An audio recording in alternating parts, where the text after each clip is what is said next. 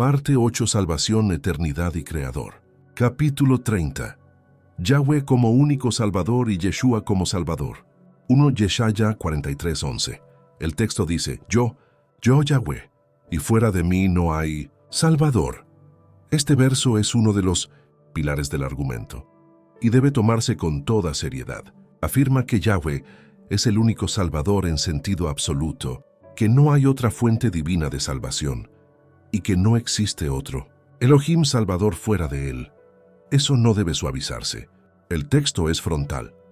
Lo que combate es la idolatría, la dependencia de otros dioses y la falsa confianza en poderes ajenos a Yahweh. En ese sentido, el verso no está discutiendo todavía todos los posibles medios históricos por los cuales Yahweh salva.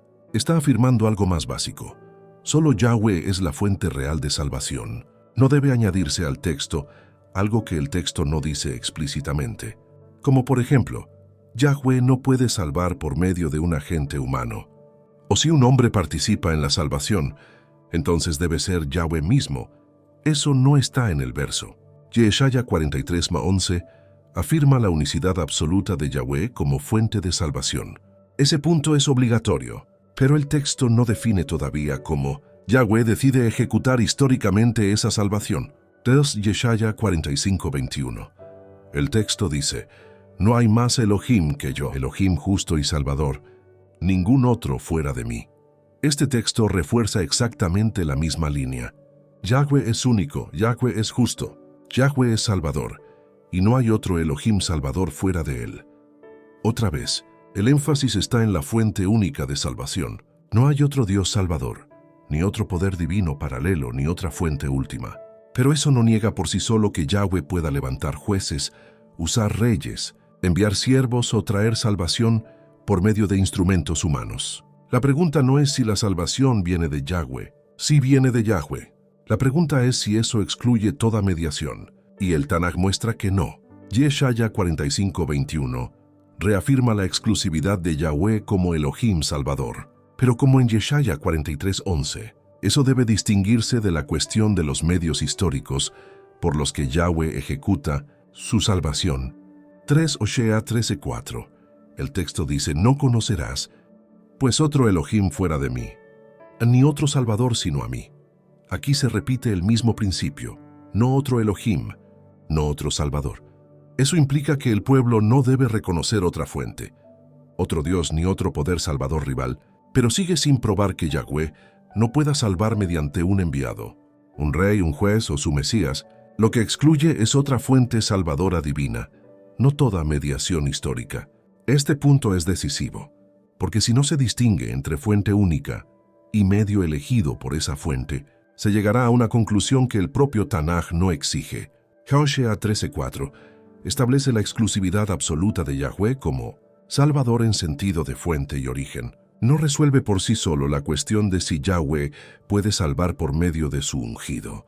4 Lucas 2:11.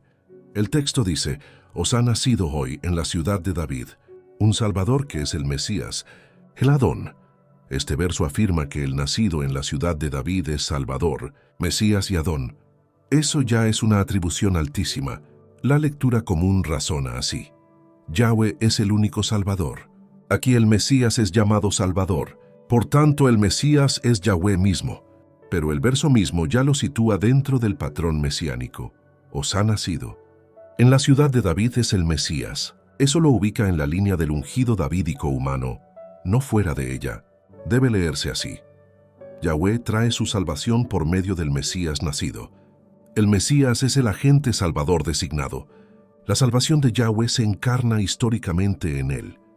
No exige automáticamente que el Mesías sea Yahweh mismo en esencia, sino que sea el portador mesiánico de la salvación de Yahweh. Lucas 2:11 llama con toda seriedad Salvador al Mesías, pero lo hace dentro del marco davídico y mesiánico, favoreciendo una lectura de mediación salvadora de Yahweh por medio de su ungido. 5 Yohanan 4:42. El texto dice, Este verdaderamente es el Salvador del mundo. Debe afirmarse sin rodeos que el texto atribuye al Mesías un alcance salvador universal. No es poca cosa. Es una declaración enorme. Pero en Yohanan, Yeshua aparece constantemente como enviado del Padre, dependiente del Padre, haciendo la voluntad del Padre y revelando al Padre. Por tanto, llamarlo Salvador del mundo no puede leerse de manera aislada del patrón del Evangelio. Lo más sobrio y textual es entenderlo así. La salvación de Yahweh para el mundo llega por medio de Yeshua. Él es el portador y mediador de esa salvación universal. Esto no obliga automáticamente a decir que, como es Salvador del mundo, entonces es idénticamente Yahweh sin distinción. Yohanan 4:42 atribuye al Mesías un alcance salvador universal real y altísimo, pero dentro del marco del enviado del Padre. Eso favorece una lectura de mediación suprema de la salvación de Yahweh. 6. Masim 4:12. El texto dice, «Y en ningún otro hay salvación, porque no hay otro nombre bajo el cielo dado a los hombres en que podamos ser salvos». Afirma la singularidad exclusiva del nombre de Yeshua para la salvación de los hombres. Pero no dice, no hay otro Elohim, porque esa cuestión ya está resuelta por la Torá y los profetas. Dice algo más específico, no hay otro nombre dado bajo el cielo en que debamos ser salvos. La palabra clave es dado. Ese detalle es decisivo. Otra vez aparece el patrón. Yahweh da, el Mesías recibe, los hombres son salvos por medio de ese nombre dado. Esto significa que la salvación de Yahweh ha sido concentrada y puesta eficazmente en el nombre del Mesías. Eso no lo vuelve un agente secundario irrelevante. Lo vuelve el medio único designado por Yahweh para la salvación.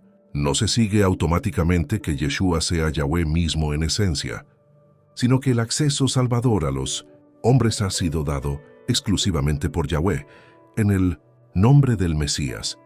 Masim 4:12 es uno de los textos más fuertes sobre la exclusividad salvadora del Mesías, pero la misma formulación nombre dado refuerza el patrón de fuente y medio, no lo elimina. 7. Fuente y medio de salvación. Este es el punto de síntesis del capítulo, y uno de los más importantes de todo el estudio. La fuente única de salvación es Yahweh. Eso está fijado por Yeshaya 43:11, Yeshaya 45:21 y Osea 13:4. No se negocia, no hay otro Elohim salvador. Pero la misma escritura permite y muestra que Yahweh salva por medio de jueces, reyes, instrumentos, siervos y finalmente, su Mesías. Eso no crea otra fuente, crea mediación histórica de la única fuente. Hay que distinguir entre salvación como origen divino absoluto y salvación como ejecución histórica por medio del Mesías. Yahweh sigue siendo el único Salvador en sentido de fuente. El Mesías es el Salvador, en cuanto medio único designado por Yahweh. Así se evita el error de esta lógica defectuosa. Solo Yahweh salva. El Mesías salva. Luego el Mesías debe ser Yahweh mismo. La conclusión correcta, textualmente, puede ser otra. Solo Yahweh es la fuente de salvación. Yahweh salva por medio de su Mesías. Por tanto, el Mesías es el agente salvador único designado por Yahweh. La mejor fórmula para este capítulo es esta. Yahweh es la fuente única de salvación. Yeshua es el medio único designado por Yahweh para traer esa salvación a los hombres. La exclusividad salvífica de Yeshua no obliga automáticamente a identidad ontológica absoluta con Yahweh. Lo que obliga a afirmar con toda fuerza es que Yahweh ha puesto en su Mesías el medio único y definitivo de su salvación. La conclusión del capítulo es clara. Los textos del Tanaj afirman con total claridad que solo Yahweh salva y que fuera de él no hay otro salvador en sentido absoluto. Esa verdad es innegociable y debe mantenerse intacta. Pero los textos del Brit Hadashah muestran al mismo tiempo que Yeshua es llamado Salvador, Salvador del mundo, y el nombre único dado para salvación. La forma correcta de mantener ambas líneas no es colapsarlas apresuradamente, sino distinguir entre fuente y medio. La conclusión principal es esta. Yahweh sigue siendo el único Salvador en sentido de fuente y origen absoluto. Yeshua es el Salvador en cuanto medio único, definitivo y mesiánico, por el cual Yahweh trae su salvación al mundo. Capítulo 31. Yeshua es eterno. 1. Yohanan 8:58. Este verso ya fue estudiado en detalle, pero aquí vuelve en relación con la categoría de eternidad. Antes que Abraham fuese, yo soy. Lo que sí afirma es una precedencia singular respecto de Abraham, no es un texto banal. La afirmación es altísima y deliberadamente solemne, pero no resuelve por sí solo si esa precedencia es cronología biográfica prehumana, precedencia mesiánica en el plan de Yahweh, o una combinación de lenguaje de identidad, misión y prioridad. Para usar este verso como prueba de eternidad absoluta, habría que demostrar más de lo que el verso mismo formula. El texto afirma precedencia. La pregunta es ¿de qué tipo? Yohanan 8:58 permite afirmar precedencia altísima e identidad solemne del Mesías frente a Abraham, pero no basta por sí solo para demostrar eternidad absoluta, en el mismo sentido en que la Torá y el Tanaj hablan de la eternidad de Yahweh. 2. Yohanan 17:5, el verso dice, «Glorifícame tú, con aquella gloria que tuve contigo antes que el mundo fuese». Esto introduce una referencia a antes del mundo, en 1910, relación con la gloria del Mesías. Como ya se vio, el texto puede leerse de dos maneras principales, como gloria poseída en una preexistencia personal fuerte o como gloria preparada, reservada y decretada en el propósito eterno del Padre. Lo importante aquí es que, aun si el texto apunta a una realidad anterior al mundo, eso no equivale automáticamente a eternidad absoluta en sentido pleno. Podría hablar de gloria preordenada, destino mesiánico, elección anterior a la creación o relación singular con el Padre en el decreto eterno. Yohanan 17:5 habla de una anterioridad real respecto del mundo, pero no basta por sí solo para establecer una eternidad absoluta del Mesías en el mismo nivel en que Yahweh es eterno por sí mismo. 3. Colosenses 1:17. El texto dice, Él es antes de todas las cosas. La lectura común toma esto como una afirmación directa de eternidad metafísica. El Mesías existe antes de todo, por tanto es eterno. Pero ya se vio que en Colosenses el lenguaje puede incluir supremacía, centralidad, primacía y relación con la nueva creación y la reconciliación. Antes no siempre equivale a eternidad absoluta. Puede señalar prioridad, preeminencia, centralidad suprema o anterioridad en el propósito de Elohim. No debe reducirse solo a cronología desnuda. Sí puede afirmarse que el texto coloca al Mesías por encima de todo el orden creado y reconciliado. Eso ya es enorme, pero no equivale automáticamente a afirmar que el texto haya probado eternidad absoluta en sentido ontológico. Colosenses 1:17 expresa prioridad y supremacía máximas del Mesías respecto de todas las cosas, pero no basta por sí solo para resolver la cuestión de eternidad absoluta. 4. Ibrim 7:3. Este verso, hablando de Malquisedec, dice que es sin padre, sin madre, sin genealogía, que ni tiene principio de días ni fin de vida. Y luego añade, hecho semejante al Hijo de Elohim. El error frecuente es leer esto como si probara directamente la eternidad del Mesías. Malquisedec no tiene principio de días ni fin de vida, es semejante al Hijo. Luego el Hijo es eterno en sentido absoluto. Pero el autor está trabajando con el silencio literario del relato de Bereshit. No se registra genealogía, nacimiento ni muerte. Eso le permite usar a Malquisedec tipológicamente. El texto no dice que Malquisedec sea metafísicamente eterno, en un sentido probado históricamente. Trabaja con cómo aparece en la narración. Del mismo modo, la semejanza con el Hijo funciona en clave tipológica y sacerdotal. No debe usarse Ibrim 7:3 como si fuera una prueba simple y directa de eternidad ontológica absoluta del Mesías. Ibrim 7:3 es un texto tipológico sobre Malquisedec y el sacerdocio del Hijo. No debe convertirse en una demostración aislada y concluyente de eternidad absoluta del Mesías. 5. Ibrim 13:8. El texto dice, Yeshua el Mesías es el mismo ayer, y hoy, y por los siglos. Suele tomarse como prueba de eternidad divina absoluta. Pero dentro del contexto pastoral y exhortativo de Ibrim, Esta frase encaja muy bien como afirmación de constancia, fidelidad, permanencia de su señorío, continuidad de su eficacia y estabilidad de su persona y obra. No exige por sí sola una definición metafísica completa de eternidad sin principio. Muchas veces un lenguaje así expresa inmutabilidad, funcional o continuidad del señorío y fidelidad. Ibrim 13:8 afirma la permanencia constante del Mesías, pero no es una prueba automática y técnica de eternidad absoluta en sentido ontológico. 6. Hitgalut 1:8. Este texto es difícil porque depende de quién habla en el contexto. La fórmula suele sonar así: yo soy el alfa y la omega, el que es, el que era y el que ha de venir. Aquí siempre hay que preguntar quién está hablando exactamente. ¿El Padre? ¿El Mesías? ¿La voz del marco visionario? No debe tomarse un título apocalíptico y adjudicarlo automáticamente a Yeshua sin revisar con precisión el contexto inmediato y la secuencia de voces. E incluso si se aplicara al Mesías en determinado punto del libro, seguiría siendo necesario preguntar si el título funciona como identidad absoluta con Yahweh o como lenguaje de supremacía escatológica, centralidad y autoridad final. Hitgalut 1:8 es un texto de lenguaje apocalíptico máximo, pero demasiado dependiente del análisis contextual de voces como para usarlo aisladamente, como prueba simple de eternidad absoluta del Mesías. 7. Hitgalut 1:17-18.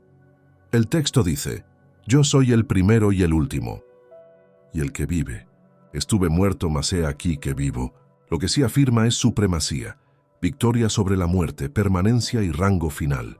Lo que hace difícil el texto es que el título primero y último viene del campo del lenguaje de Yahweh en Yeshaya, pero aquí aparece unido a la experiencia de haber muerto. Eso obliga a no leerlo de forma plana. Una lectura sobria puede entenderlo como lenguaje de supremacía escatológica, total aplicado al Mesías resucitado y exaltado, sin que por ello el texto tenga que estar definiendo metafísicamente eternidad absoluta sin más matiz.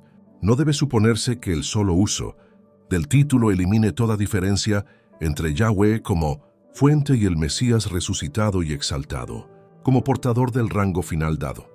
Hitgalut 1:17-18 presenta al Mesías en supremacía absoluta sobre la muerte y con lenguaje apocalíptico altísimo, pero eso puede expresar rango final y permanencia victoriosa sin resolver por sí solo la cuestión de eternidad absoluta. 8.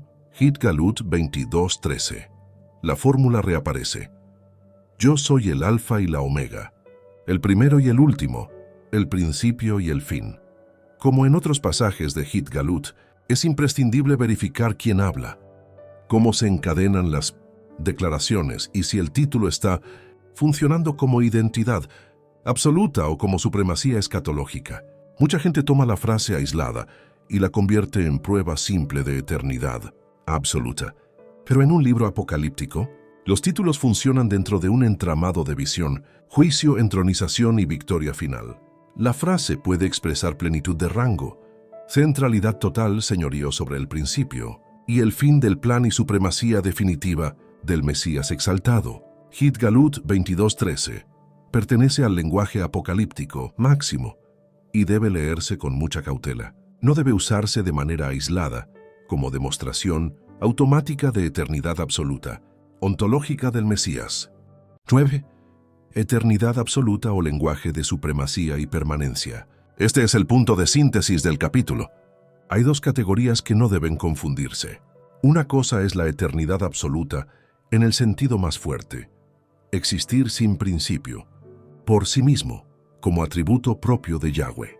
Otra cosa es supremacía, anterioridad, permanencia, rango final, gloria previa o centralidad en el propósito de Yahweh. Los textos del Brit Hadashah pueden moverse en el segundo campo sin obligar siempre al primero. Sí puede decirse con fuerza que Yeshua es presentado en el Brit Hadashah como anterior a Abraham en algún sentido muy alto, con gloria antes del mundo en algún sentido real, antes de todas las cosas en supremacía, constante ayer, hoy y por los siglos, y portador de títulos apocalípticos máximos. Pero no puede decirse honestamente que todos esos textos, juntos o por separado, prueben de manera simple y sin matiz una eternidad, absoluta idéntica a la de Yahweh en el sentido más fuerte, sin pasar por predestinación, gloria preparada, supremacía, agencia, lenguaje apocalíptico y rango concedido.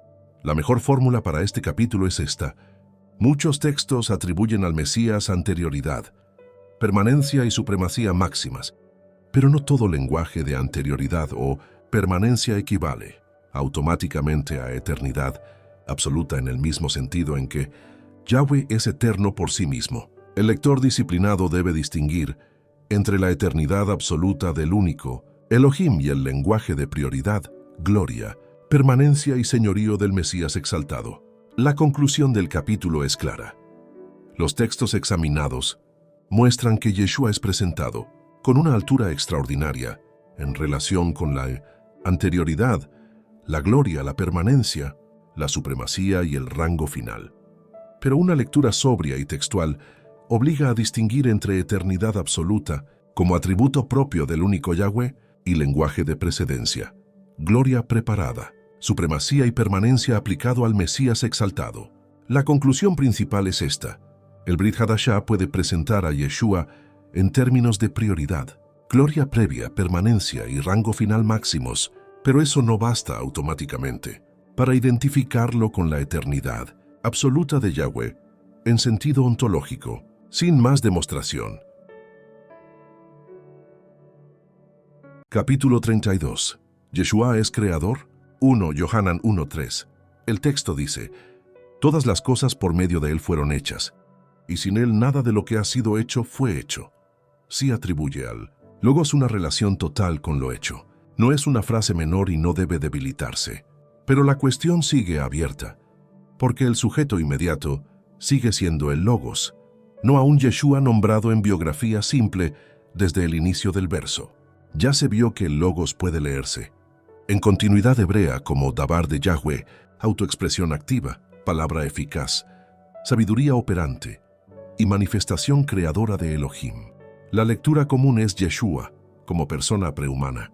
Creó literalmente el universo antes de nacer. Esa lectura es posible como inferencia, pero no es la única que el marco hebreo permite. Una lectura textual fuerte y más controlada sería esta. Elohim hizo todas las cosas por medio de su Logos activo y eficaz, que luego se manifiesta plenamente en el Mesías. Eso toma en serio el verso y mantiene continuidad con Bereshit 1, Tehilim 33, Mishlei 8 y Yeshaya 55. Yohanan 1 presenta al Logos en relación creadora total con lo hecho. Pero el texto puede leerse coherentemente desde la categoría hebrea del Dabar de Yahweh sin exigir de inmediato una ontología cerrada de persona prehumana creadora. 2 Yohanan 1:10. El texto dice, en el mundo estaba, y el mundo por medio de él fue hecho, y el mundo no le conoció. Este verso añade la relación entre creación, presencia en el mundo, y no reconocimiento. La lectura habitual concluye, si el mundo fue hecho por medio de él, entonces él es el creador literal prehumano del mundo. Pero el verso sigue dentro del mismo flujo del prólogo. La categoría fundamental sigue siendo el Logos en su relación con el mundo, la vida y la luz. Por eso puede leerse así. El mundo vino a ser por medio de la autoexpresión activa de Elohim, y cuando esa revelación se manifestó de forma plena en la historia, el mundo no la reconoció. Yohanan 1:10 refuerza la relación creadora del Logos con el mundo, pero sigue pudiendo leerse dentro del campo de palabra, activa y manifestación plena sin imponer automáticamente una biografía prehumana del Mesías como única lectura posible. 3 Corintios 8:6. Este texto es uno de los más importantes porque formula una relación explícita entre el Padre y el Mesías. Para nosotros, sin embargo, hay un solo Elohim, el Padre, de quien proceden todas las cosas y nosotros para Él, y un solo Adón, Yeshua el Mesías, por medio de quien son todas las cosas, y nosotros por medio de Él. No debe perderse que el verso distingue claramente entre un solo Elohim, el Padre, y un solo Adón, Yeshua el Mesías. El texto no colapsa ambos sujetos, Al Padre se le atribuye la fuente y el origen, de quien son todas las cosas. Al Mesías se le atribuye la mediación, por medio de quien son todas las cosas. Esto muestra una estructura muy importante. Elohim Padre como fuente y Mesías como medio. Encaja exactamente con el patrón que este estudio ha venido defendiendo. Yahweh como fuente y el Mesías como agente supremo.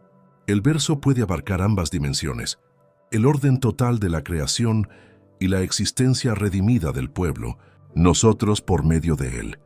Por eso no debe reducirse ni a pura cosmología, abstracta ni solo a experiencia, comunitaria estrecha. El texto junta ambas cosas. 1 Corintios 8:6 es un texto fortísimo sobre la mediación universal del Mesías, pero precisamente porque distingue entre el Padre como fuente y el Mesías como medio, no debe usarse como prueba automática de identidad absoluta entre ambos. 4 Colosenses 1:16. El texto dice, porque en él fueron creadas todas las cosas. Todo fue creado por medio de él y para él. Ya se vio en el capítulo anterior que Colosenses 1 se mueve en un campo de imagen, primogénito, reconciliación, primacía, cuerpo, resurrección y nuevo orden. Este verso es difícil porque su lenguaje puede sonar totalmente cosmológico y, a la vez, su contexto es profundamente reconciliador y mesiánico. Puede hablar de creación en sentido total y amplio, y también de ordenamiento, reconciliación y nueva creación bajo el Mesías. No debe arrancarse el verso de su contexto para usarlo como simple eslogan. Ahí está. Yeshua creó literalmente el universo y listo. El texto merece más rigor. La lectura más equilibrada sería esta. El Mesías es presentado como centro, mediación y finalidad del orden total querido por Elohim, incluyendo la creación y su reconciliación bajo el nuevo orden mesiánico. Colosenses 1:16. Sí atribuye al Mesías una centralidad total respecto de todas las cosas, pero debe leerse dentro del contexto de supremacía y reconciliación, no solo como prueba aislada de cosmología metafísica. 5 Ibrim 1:2. El texto dice que Elohim habló por el Hijo y que por medio de él hizo las edades. La expresión puede abarcar siglos, edades, orden histórico y, en sentido amplio, el mundo estructurado bajo el designio divino. Lo importante es que otra vez el texto mantiene a Elohim como sujeto principal y al Hijo como mediación. No dice que el Hijo sea la fuente autónoma de la creación. No conviene leer hizo las edades como si fuera una definición simple y técnica de cosmología sin resto. Ibrim 1 trabaja un argumento de revelación final, herencia, entronización y superioridad sobre Malachim. Ibrim 1:2 presenta al Hijo como mediación altísima del obrar de Elohim respecto de las edades, pero el verso mantiene con claridad a Elohim como fuente principal. 6 Ibrim 1:10-12. Aquí el texto aplica al Hijo palabras de Tehilim. 102. Tú, Adón, en el principio fundaste la tierra. Debe admitirse que esta es una de las aplicaciones más altas de todo el Brit Hadashah. No puede minimizarse. Pero la pregunta sigue siendo cómo funciona esta aplicación.